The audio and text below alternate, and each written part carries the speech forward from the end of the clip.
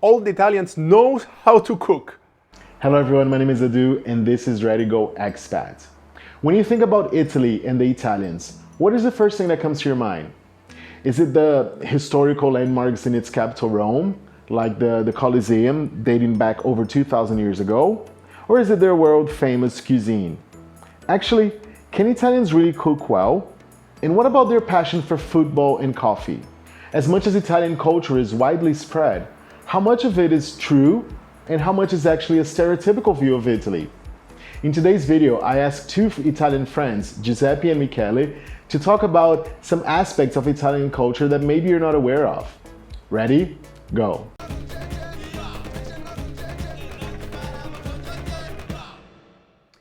Hi, my name is Giuseppe. I'm from a little town in south of Italy called Andria, and I'm going to tell you three things that I feel are very unique to Italy and being Italian. Number one is that we love our families. We spend a lot of time with our families. Family meals are very important. Respecting your mother and your father is very important. All the Italians know how to cook. Well, I have to say that most of the Italians knows how to cook, and there is one explanation why. Because, and this one especially in the small cities, in the small villages, basically the family is going to teach how to cook. Because cooking is a moment in which the family is going to spend time all together. So it's very important to share the quality of the raw materials and the knowledge. So when the people say this one is an old recipe, it's true. It is true. Because usually we have a book that we share when the person is getting married. And that's one is the best things, that your culture will never die. But not everybody can do it, because there are some people that move to the city and then they start to lose this kind of cultural way. Something very unique about Italy are weddings. Wedding celebrations last forever in Italy.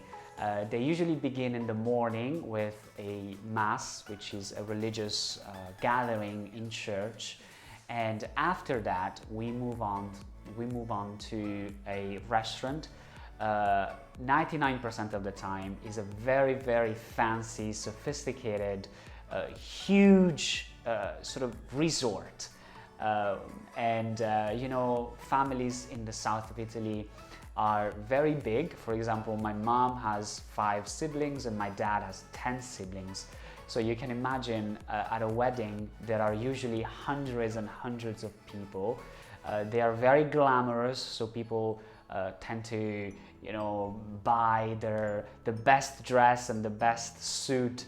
And what's more important is that we eat a lot. We eat non-stop. We begin with starters, so we would have a lot of starters.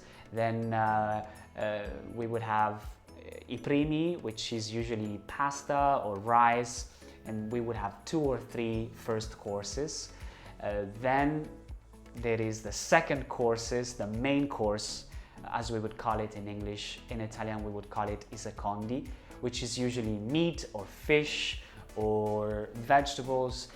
But again, we would get maybe 2 or 3 main courses.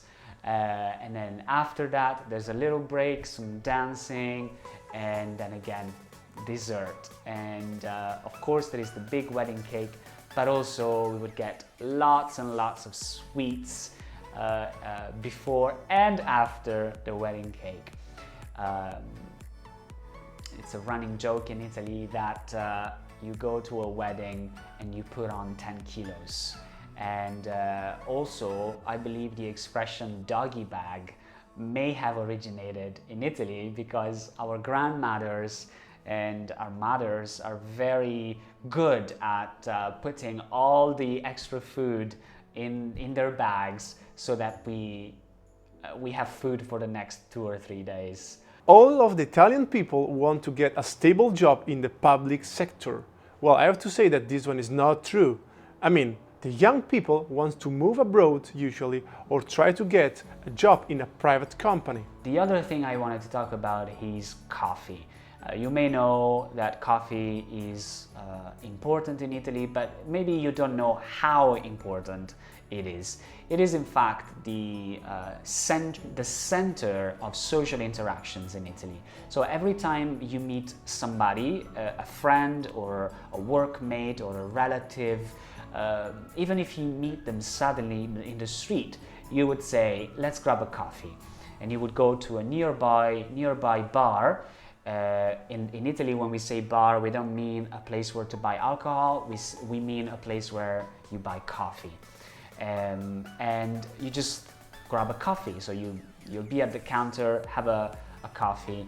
And what's also important to notice here is that when we say coffee in Italy, we don't mean latte or cappuccino or frappuccino or mocha. We just mean espresso. We don't go to a bar and say, can I have an espresso? We just say, can I have a coffee? And that means a small shot of espresso. And that's what we would drink, have a quick chat, and then return to whatever you were doing before. And yeah, this is quite lame. That's true. That's true. That's true. That's true. Hey, yeah.